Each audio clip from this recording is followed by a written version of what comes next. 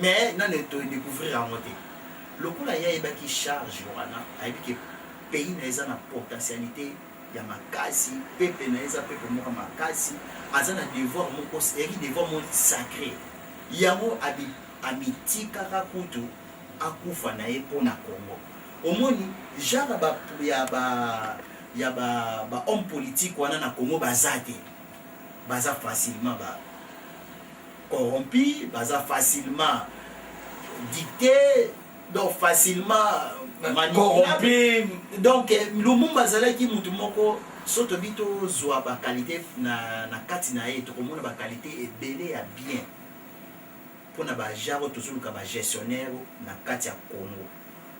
Voilà quelque sorte de pour la carrière politique. Lumumba est devenu le symbole du nationalisme de ce pays. Il est devenu le symbole de la lutte pour l'indépendance. Donc, et comme il a eu aussi une mort tragique, hein, pour ses idéaux, pour se sacrifier, aller jusqu'au bout, je crois que c'est ça qui reste. La résidence de Lumumba à Kinshasa, ex-Léopoldville. En 1960, année de l'indépendance du Congo, le monde entier a le regard rivé sur cette ville-là où se joue la politique mondiale. Patrice Lumumba est le premier homme à occuper les fonctions de Premier ministre. La masse qui nous attend demain, cette masse demande autre chose que le bien de vote aujourd'hui. C'est le pain, c'est le progrès. Il faut que nous puissions construire cette nation. Nous devons compter sur l'apport des capitaux. Au moins, message est au passé. Nous avons boyé et le bon on va lobby. Kofi Aloba abi Congo, tout ça les fait le méthode c'est carté.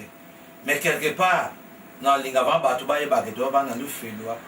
Qui soit nous sommes en Europe ici toi dans le félo, toi dans Babil, toi dans Babélé, Belé au so qu'on ne organiser. Peut-être qu'on vivre dans la presse, on vivre dans Europe ou bien dans le monde de la diaspora. Alors, soit dans les Rosala, Gaston a appelé ça Carlito. Si vous avez des vidéos, vous avez pour comprendre le Lumumba. Et puis, Didier, la place Golgotha, si vous avez occasion de pour au monde rappelle aussi, vous avez tiens votre bataille. Tout le monde a raté la musique Keita. Il y a Didi. Beaucoup de gens peuvent voter pour bien de l'eau, football, banini, tout le monde a mboka po, et l'eau est qui mboka ezate. Batu babosa na kelo omboye Amérique. Amérique on a bien les États-Unis d'Amérique. Ezaki mboka ya Indien rouge. Ba mindele to bakota kawana bakota ki babandi ko boma ndeka baboma biso ba Congolais babandi ko boma. Po babomi biso mingi ba justice ezate. Babomi sima bazwi nombre bana moko boye babandi ko former na idéologie na bango ba changer bango ba kombo ti lelo ba Indien rouge ba mikolo to bazo babomi bango bana bo ba tikani na idéologie ba mindele ti le comité États-Unis d'Amérique. Message zana sisa na sisa. Message na pe Sabino Congo. Oyo ngana mona ko na vision na nga yo mona organiser ba Lumumba. Donc mindele ba africain balinga basa la Congo na biso États-Unis d'Afrique.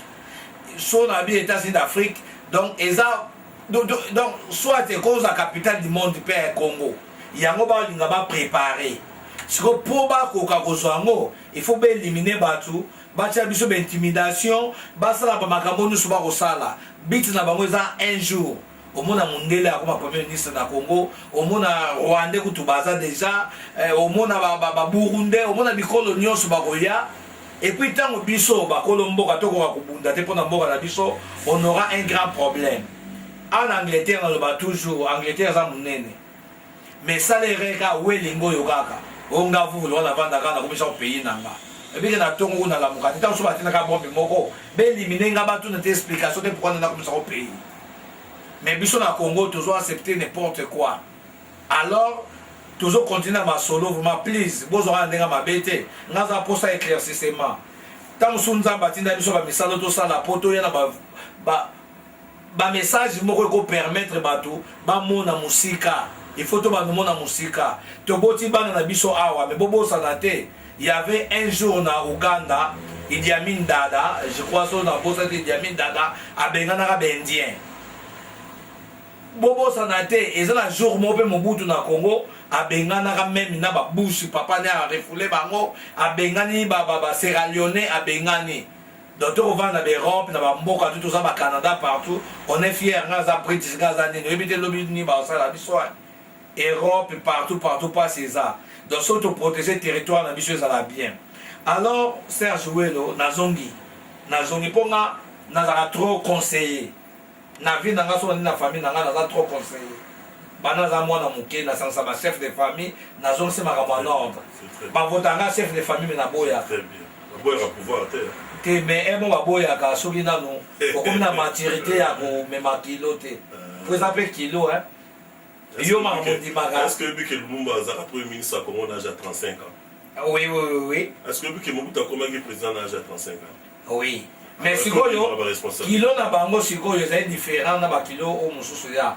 po kilo ne ya Mobutu soko chesi ja Mobutu hein to dévier na débat na bisote soko chene Mobutu aza mutu mo aza manipuler sala bo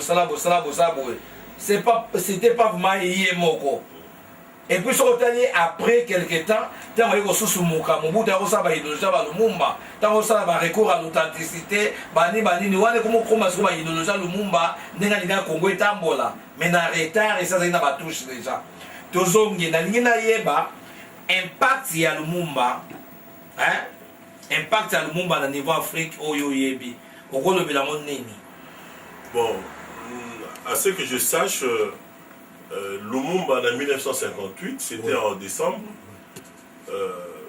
Bazalaki, 3 Congolais permettaient de Bima. Il fallait participer à la conférence panafricaine à Accra, na Ghana. À l'époque, oui, Accra, Ghana est comme déjà indépendant en 1957. Hein?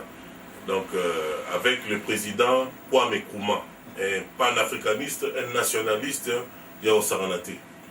Alors, Lumumba, tant qu'il y a une conférence, il y a un contact avec le président Moussoussou Bazalaki, le combattant Moussoussou, il y a panafricanisme. Cela veut dire qu'il y a une unité en Afrique pour combattre la colonisation. Donc, contact naïe na Kwame Nkrumah, Kwame Nkrumah abima lokola moi père spirituel moko naïe. A fungola ye masolo. Déjà il mora mona ki non Lumumba a déjà na charisme, a déjà na makila ya nationaliste, a na makila ya esprit ya libération en Afrique, makile betaki. Na yo koma ba pire. Au monde dans livre na la kisaki, il y a quelque part au monde que ba correspondance privée ou me commence au conseiller Lumumba na ba marché des affaires. Donc Lumumba ta makende kuna asala ki déjà discours moko na kati discours wana Lumumba alobaki boy na notaki en quelque part alobi na français alobi vous pensez que l'indépendance vous sera offerte sur un plateau d'argent absolument question mais il faudra lutter pour l'obtenir et je suis décidé à me battre pour arracher notre indépendance. Donc en 58 en décembre wana Lumumba déjà a compris que c'est par la lutte des photos soit indépendance à ce qui va constater prêtre Moussoussou ndenge tobengaka sekoutouré à Guinée à l'époque donc Modibo Keïta ya Mali même roi Mohamed V ya Maroc Nasser Abdel Gamal d'Égypte on a grand nationaliste tant on a zonga na Kinshasa a un discours moko na place Victoire na Matonge wana discours à sali rassemblement il y a plus de 10 000 Kinois Mazaki wana ne a expliqué que l'indépendance c'est par la lutte. Donc il y a un moment qui makila vraiment bato ninganaki balobi ah mutoyo aina lisolo mais il y avait déjà bakasavu pour déjà bazaki jamais lisolo indépendance mais ils avaient des paramètres mususu mususu indépendance ils avaient dans mususu ya peuple ba Congo mususu ezalaki mais Patrice Lumumba bazaki mutu ya unité nationale. Donc il y a pour la unité nationale, il y a l'indépendance du Congo. Il y a un même parti, MNC, ils ont parti, ils ont parti supranational. Ils ont qui pour ne pas sous la manière, mais ils ont qui, na bandundu, na kota balak, maïnombe, azalaki, et na l'Équateur, voilà kota bamongo, na batete, na kisangani, azalaki moi partout. Parce qu'il y a un esprit à Congo.